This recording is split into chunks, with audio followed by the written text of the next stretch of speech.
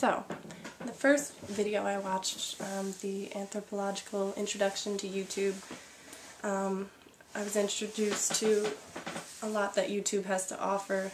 I found it very interesting, and he talked about when the media changes, our relationships change within our community. It's interesting how alone you feel when you're talking to like your webcam or something, even though, you know, so many people could be watching, and it's very, very strange. You feel like you're being stared at by like an audience, but really it's just you alone in your room, and you have the power to control it, and you decide whether or not it leaks out into the world. So what really struck me was the loss of community, and how we seek relationships through these medias. It's just very strange because we are so alone, but we're looking for something else. And we become individualized, he says, I think. We're left alone to do our craft, kind of. And as far as the evolution of writing, I think that as opposed to the past, now we have a lot more connections, obviously, and it's interesting that we choose to often remix other people's work instead of maybe creating our own.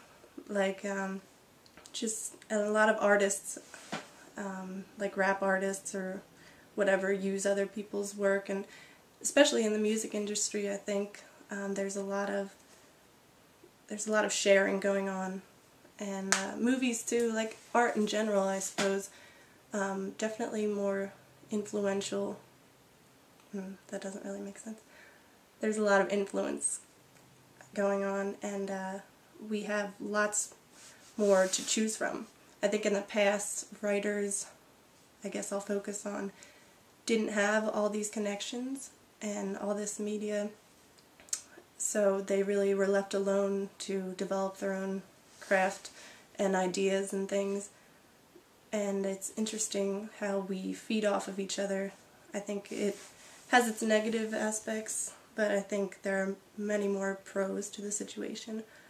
Alright, and from there I think I'll go on to talk about the Creative Commons and this new age of copywriting, how they have decided, well, as a people we decide that we want to share things. We may want to share what we've created and allow people to expand upon it or edit it.